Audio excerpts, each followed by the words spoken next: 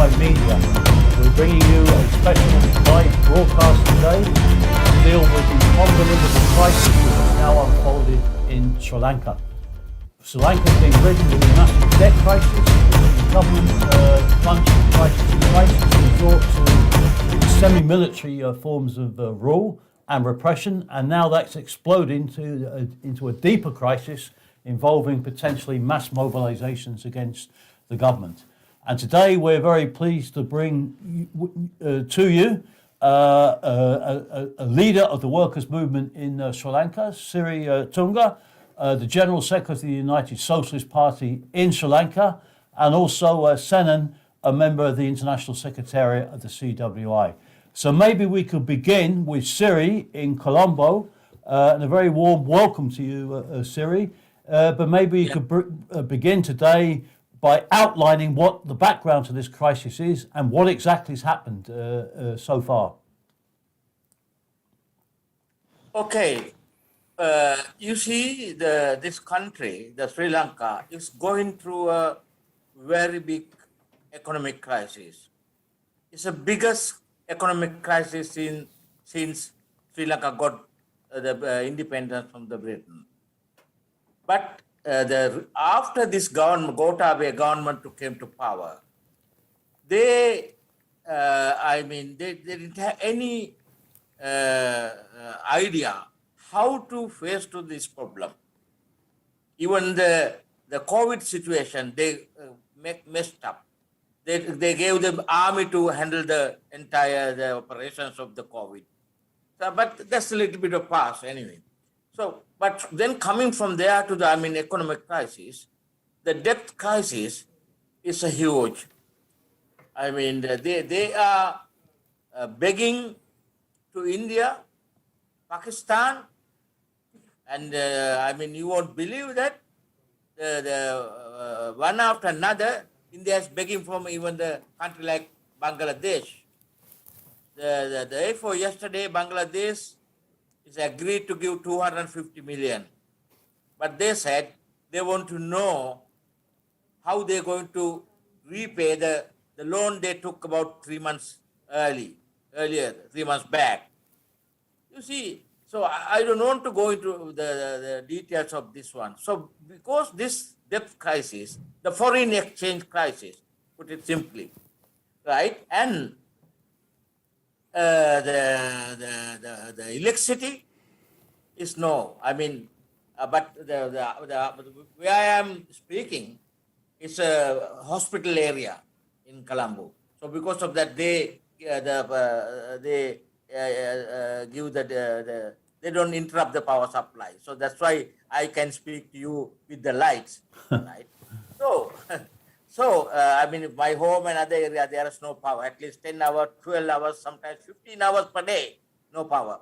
So, power supply, they could not get. Then the fuel, the petrol and diesel, thousands of people are gathered in the petrol stations. More than that, the domestic gas is a huge shortage.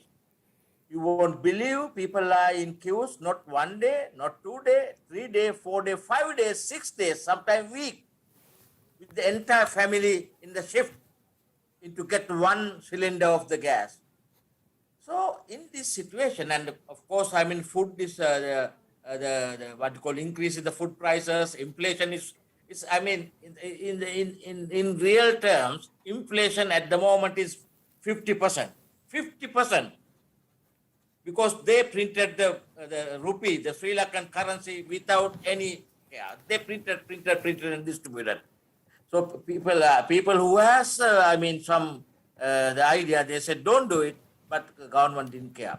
Anyway, so other than the food crisis, there is no what you call the medicine to the people. So this has reached the limit, and people started. The campaigning and shouting and argue with the police in their queues when they are in the queues. But it has now turned to a mass mobilization against the government. So this started on the last Friday. The thousands of people, maybe about 2,000, 3,000 people, get round on the residence of the Gotabaya, President Gotabaya. And people started from 7:30 night till 3 o'clock in the morning. I mean, all these people are, I mean, you won't believe, very young people together with the middle class, English speaking middle class, right? No political party involvement, really speaking. And this is a spontaneous, the mass uprising, put it that way. And then government declared the curfew on Saturday, Friday night, and Saturday night it lasts till today morning, Monday morning. Now people said people defy the curfew, people defy the emergency law, and has a confrontation with the police yesterday. But today there's no curfew. The hundred of thousands everywhere in the country, every street corner, every small village, every town, the people are campaigning. Go home, Rajapaksa family go home. And this morning, the Rajapaksa, the government, the cabinet minister resigned because of the mass pressure. And they, the daytime, about a few hours ago, they reappointed the bit of reshuffle the cabinet. That's not the request of the people. People said this government should go home. Rajapaksa family should go home. Gotabaya should go home. So I don't think what they have done this morning to the resigning the earlier cabinet and reappointing the same bunch of jokers as ministers is not going to solve the problem. But now, because the confrontation, the people are not prepared to go back home. They like to stay in the what you call streets. Some news has come to us. The people are preparing to occupy the key places. I don't want to mention those names. The people are now preparing to occupy in 2, 3, 4, 5 days for the campaign. So with this, what we can see, the President Gotabaya has called the army regiment to come to Colombo. So this is going to be the real battle, real test. Because, you see, if we're going to establish the army power, a country like Sri Lanka, this is not Pakistan, this is not the Middle East, this is Sri Lanka. It has a strong fighting working class tradition. So people, even though the political parties are not involved directly not involved in this mass struggle, but all the political parties are in support in this struggle at the moment, except the government party. You see, then if we're going to put the army to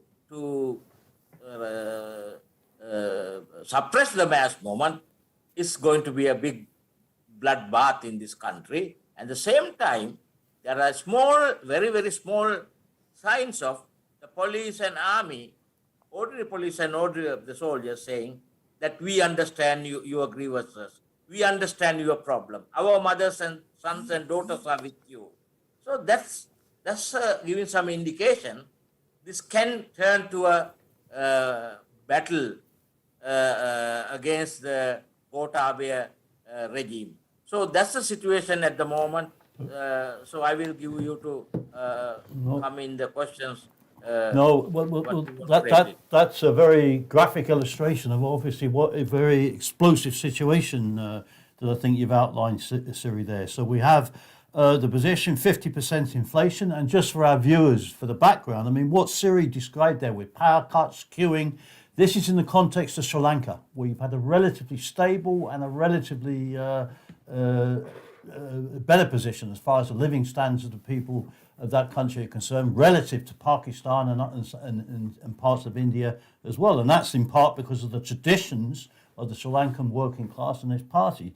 But now we obviously see an entirely new situation. Curfews, we see an economic collapse, as Siri has graphically described queuing taking place, power cuts, etc. And now, of course, the possible deployment of the army. So maybe to develop any of those points or comment on them, maybe Sinan from the CWA Centre would like to make a few observations.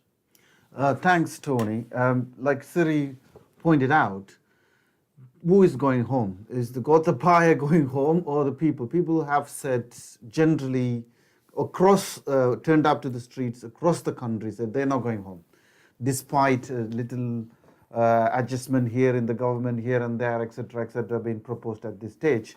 But the general demand of the masses is that Gotabaya government should go home. What that means is that actually part of the Rajapaksa family is in all parts of the government. The Prime Minister is Rajapaksa family, half the ministers is Rajapaksa family, all this family and their friends in the government.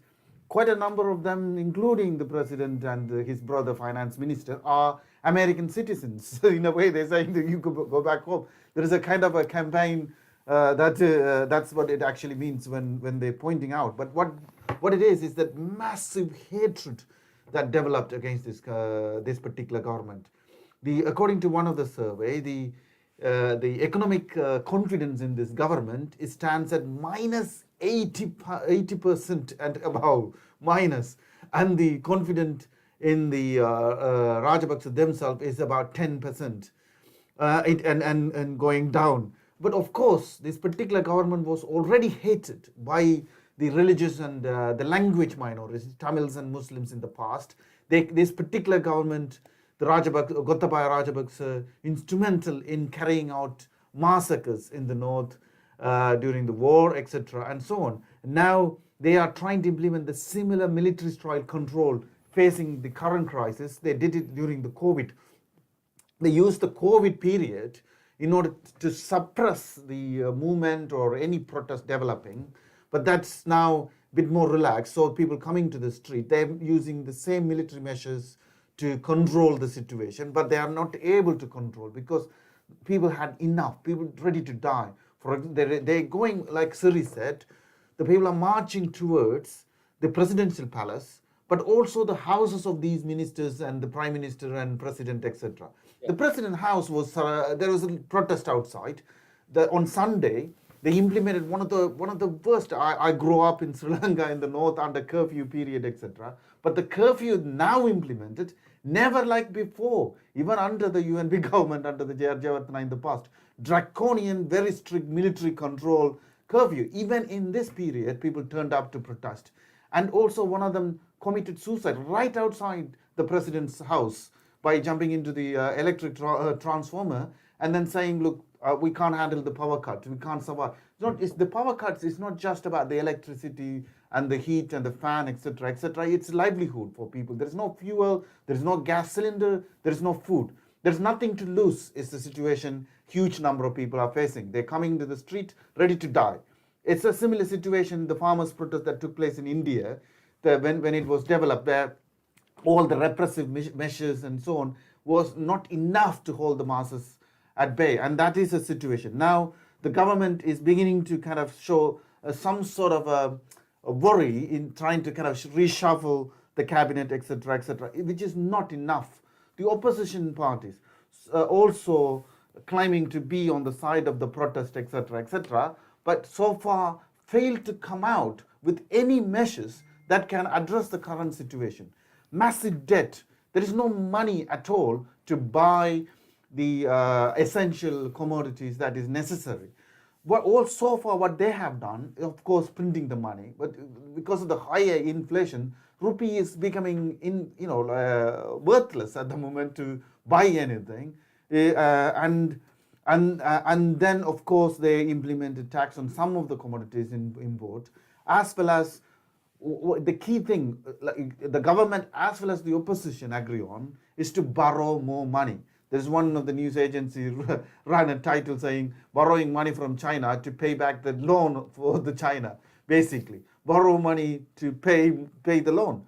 So then what's going to happen to the rest of the commodities, the essential food that is necessary, etc. In addition, also worth mentioning is that Gotabaya policies are directly actually accelerated or aggravated the crisis, which is understood by a majority of the population at this stage. Well, particularly, they take the example of banning the fertilizer in the and wiped out the farming community in a number of places, and production of food, and that had a huge impact as well. They are forced to back down, but but already the damage is done to an extent that is taking place.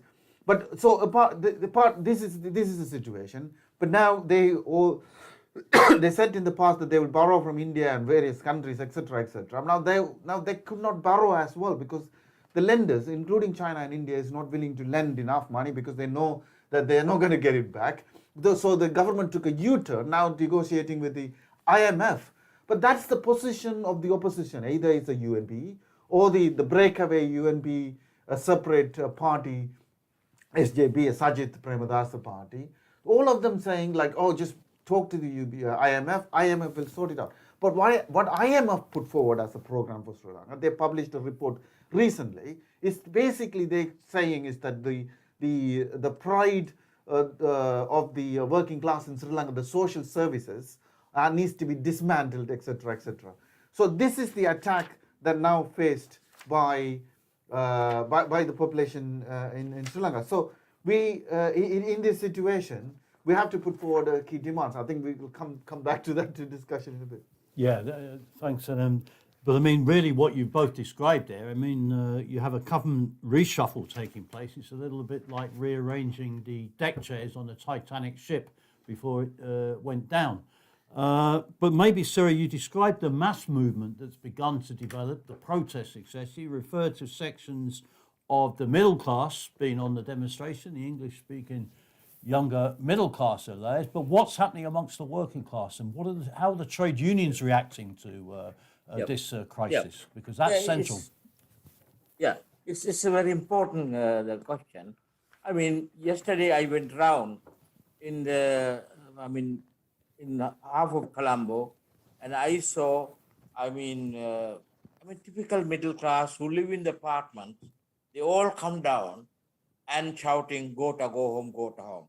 I mean, many of the middle class doesn't speak the local language singular. They're all English speaking, and some of the foreigners who lives has come out.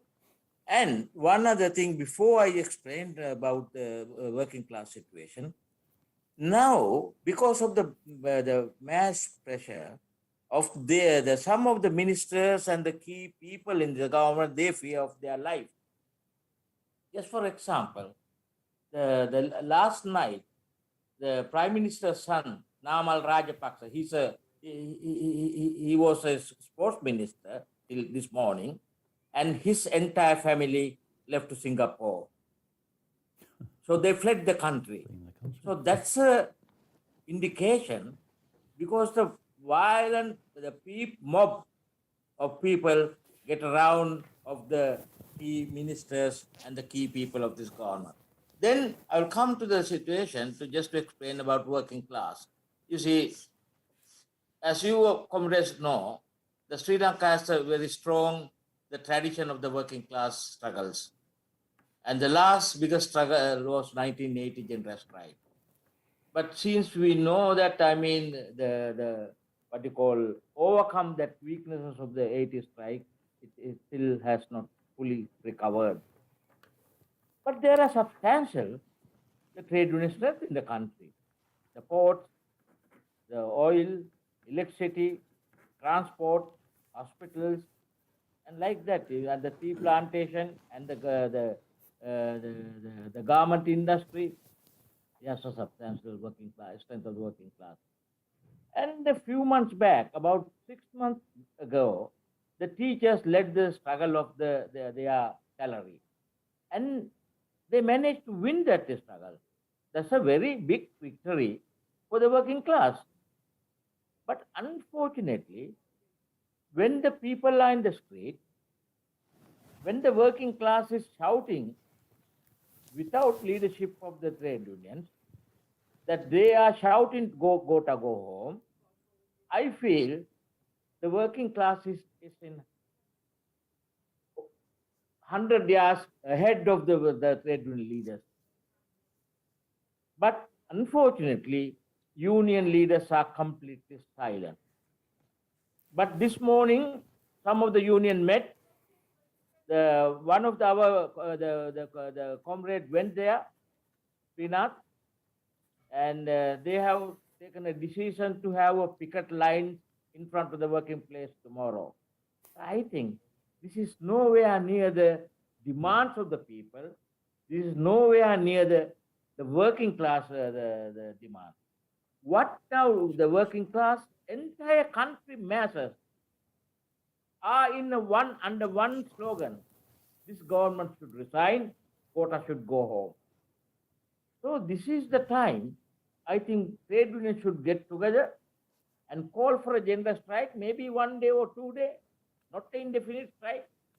Maybe say 2 days strike together with the hartal, where the whole masses come together and putting forward their demands. Then the question comes, because our people are suffering without electricity. If the electricity department workers go strike, this will turn against the working class or the trade union. What we say, the trade essential services has to be continued. The hospitals, the electricity, the oil, the factories, they have to continue. There are other many, like garment industry and the transport, and like that there are many other sectors, including the tea plantation. They should come out on strike in support of the mass agitation. Then you see, otherwise, this, I mean, the ordinary masses campaign, they are not directly challenged to the regime. Regime is holding the power. How we can turn this to the sort of dual power situation? That's a key question now. How we can turn to the dual power situation? So for that, I think the trade unions and the working class should come forward to play their historical role. It's very, very important. Then the government has to decide who's holding the power. So then I don't think this is a revolutionary situation, but we can retreat the government, we can force this government to retreat, we can force the Gotabet to retreat, we can force this government to go home. So that's the major demand. So what will come after? That's a different question. For example, I mean, today the main paper says the interim government is going to form. But I mean, entire cabinet resigned this morning, but there is no interim government formed. The one other question is, all the opposition parties, TNA, the Sajid Premadasa, JVP, those are the three main opposition parties in the parliament. They all said, no, we are not going to come to an interim government. We will help whatever the steps you're going to take to resolve the problems of the people. How are you going to resolve the foreign exchange problem? We will support, but we will not get into the trap of the interim government. It's a trap, really speaking, and to fool the people. I don't think, and one other thing which I like, I mean, I was in the very important meeting. I left the meeting before the end and before I get a chance to speak, right? It's a very intellectual the meeting. You see, sorry, I forget that. The question, right? How are we going to find the end to this struggle? Because the massive struggle can't be remain for months or years. It will go down naturally. And the next week is the Sri Lankan, what you call the national holidays, right? It's a big festival time, right? In the mid of April. So until I get my memory, what I want to tell you, the very important thing. I mean, I will give you the opportunity to, explain further to the other listeners of the CWI Newsline.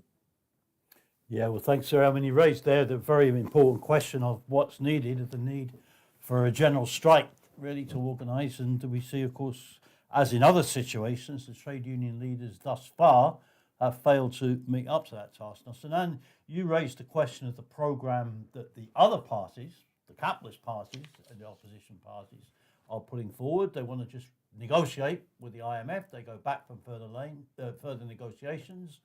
To do what is wholly unclear, presumably, but maybe you could have a few comments about what program you think is necessary for the development of the movement and what demands the movement is taking up and what it needs to take up to face up to this crisis.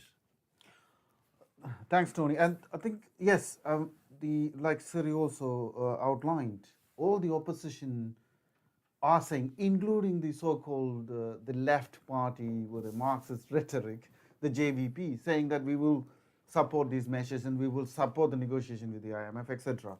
But what we say is that refuse to pay the debt. Why pay the money? I mean, we're not alone in this, but a section of the bourgeois class also saying, well, we can't understand. You're going to default anyway, so why are you paying whatever money left? I think that but it's not just leave it there, but we have to add other demands with it in terms of then what happens afterwards. The capital control, reinvestment of the money, whatever available in the local production, of course, negotiate or deal with the kind of whatever the country who can offer, essential commodities, etc., etc. And of course, this linked to another key question that which Siri also mentioned is that one thing is to say, okay, Gotabaya or families should resign. The another thing is what is going to replace. Sajid coming to power, Ranil coming to power, or any of the opposition coming back into power, not going to do anything better. Things could get worse and worse. Whatever they're proposing is same as what Gotabaya is actually doing. So I think we would also link this up with the formation of committees in workplaces, in the farmers' committees, in the youth and student form committees.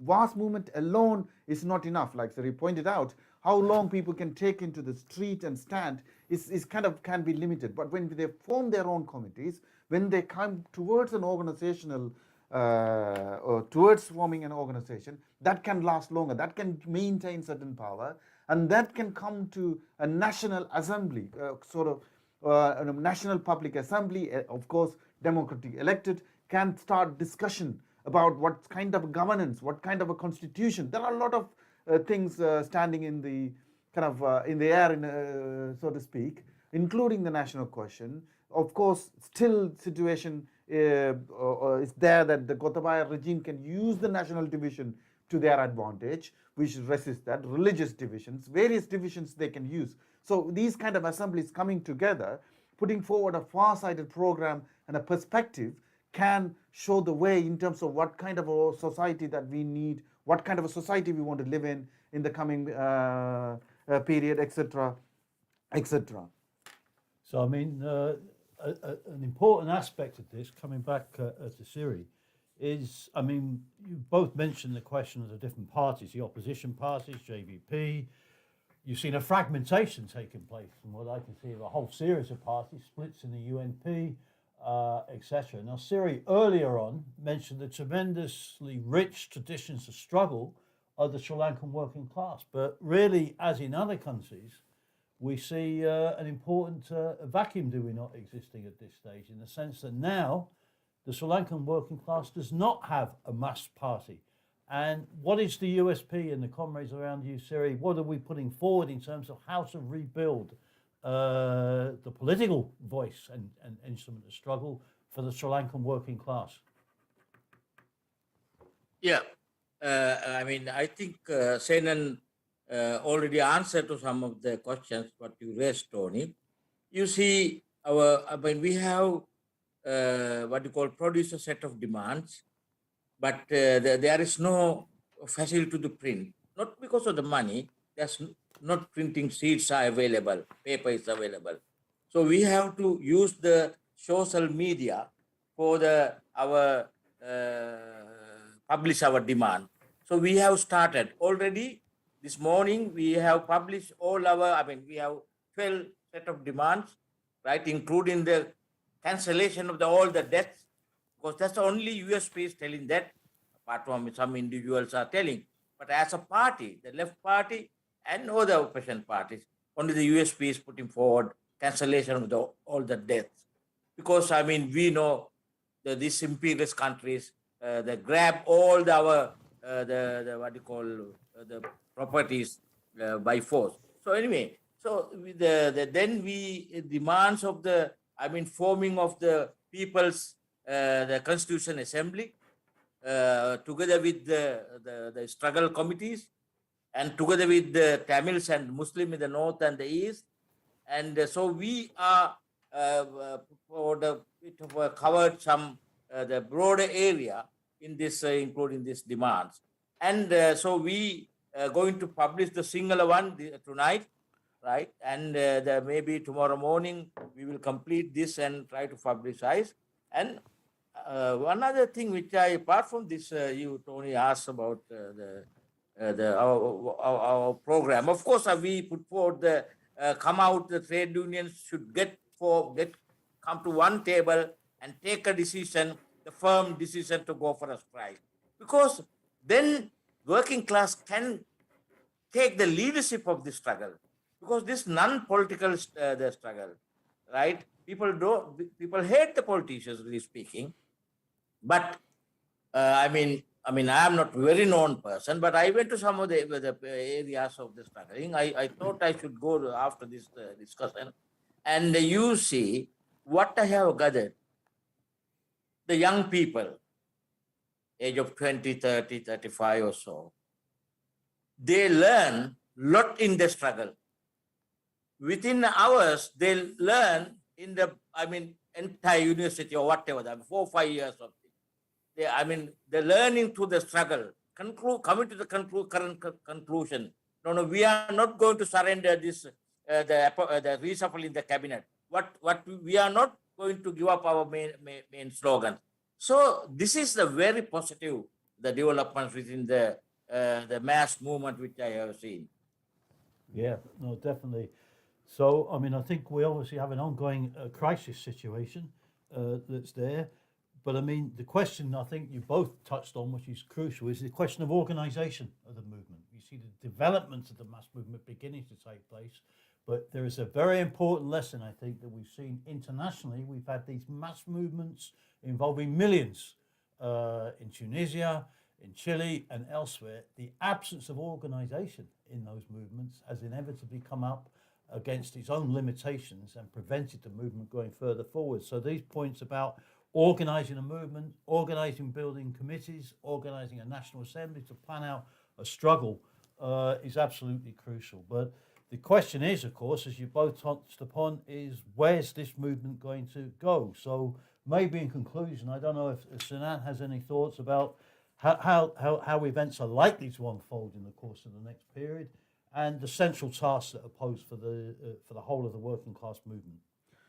So for many people in Sri Lanka and outside, but there are protests also started. We have to register outside of Sri Lanka. There is a protest outside. You know, the Rajapaksa family has properties across the world. They have a house in US, and then there was a protest outside the Rajapaksa family house in US. For example, there's going to be a protest in London this Wednesday, and then there was one protest on Saturday and Sunday as well. And then these things are. It's important. However, everybody's mind is that how do we stop Gotabaya regime, because it has root inside the military, and then they are occupying key institutions of the government, as well as they buy people with the money, or all corruptions, etc., brutal approach, repression, higher level of repression, etc., etc. We always said that mass movement coming into the street, standing firm, getting an organized approach with the correct demand can see the end of it. Of course, it's down to the question about how this particular movement is going to develop and how far it has to develop. Already, to an extent, it's going over the head of all the leadership, including the trade union workers are going over the head of the trade union leaders protesting. When JVP is still sleeping, despite saying that they want to take power in 2020 and then 2024, etc., not ready to come out and organize, but people are still coming to the street and so on. But that's not enough. It has to take an organization of some of the demands that we are putting forward to kind of strengthen itself and then stay on the street, create an alternative power base to challenge the government. Because it is a very hard challenge everybody is facing. This particular Rajapaksa government is not going to surrender very easily their power. That's very clear. They're not going to go away just like that. That is the thing. So it's an open question which is linked to how organized and how clear process is going to develop out of this particular mass movement. And that's why it is crucial that the trade unions and organized working class start to take part in it, and then trying to have a say in it, trying to have a voice. As part of that, what has been floating is a strike action. Take strike action. Coordinate with the mass movement on the street to the strike action in the workplaces, etc., including calling for a general strike, and organize a strike committee to discuss this further, to coordinate with others in struggle, etc. This is how, if anybody is responsible, if anybody cares, these particular trade union leaders and so on, come forward. This is the time. If it is not now, when you are going to do an action.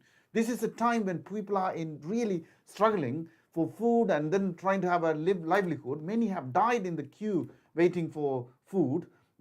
People committing suicide, etc. If we do not act now, when? So if it, and then we would put forward a demand for trade union activists in many places. If your leadership do not move them, take over and then call for a strike, etc. And so on and so forth. It is down to that particular action how this particular the struggle will develop. Otherwise, what we have seen in a number of places, like in from Egypt to Tunisia to a number of countries, like Tony pointed out, is that they kind of reshuffle with the idea of a new government, but all people will come back into power, do the same exact thing, and then attack the working class condition, etc. So none of them putting forward the workers friendly or a people friendly policies at this stage. So we have to create this particular power outside of the parliament's walls. Yeah, most definitely. That's the key question. Well, we've had an airing of the discussion of the main issues that are coming up in this movement. The crisis is set to continue, undoubtedly. We'll be following it attentively, and we'll come back for further broadcasts. We'd like to thank Siri for joining us from Colombo, for leaving some of the other important activities that he was involved in. We'd wish him all the very best in the struggle, and the comrades in the USP in intervening in this crucial and historic movement, and I'm sure we'll have the comrades back to discuss further developments of these events in the next period. If you like further analysis of the Committee for Workers International on both Sri Lanka and other international developments, visit our website at socialistworld.net. Subscribe to our YouTube media channel. Go on to CWI Media and click the subscribe button. And just to give an advert, Saddam mentioned the international protests that are taking place. There is one called for Wednesday, that's this Wednesday, in London by Tamil Solidarity, a very significant organisation which is crucial for the work of the Tamil people. And that protest is taking place on Wednesday between 12 and 3 o'clock at 13 Hyde Park Gardens. That's the Sri Lankan High Commission offices. So anybody watching in London and the UK, we'd urge you to go along and join that particular protest. So I'd like to thank Siri for joining us for this initial discussion. And we'll be back with CWI Media with further comment and analysis of events in Sri Lanka and other international developments in the next period. If you'd like to join us and get involved in the struggle, then go to our website, subscribe and become a supporter. So solidarity to the USP, solidarity to Siri, and hopefully the struggle will go forward to a successful conclusion. Thank you. Okay.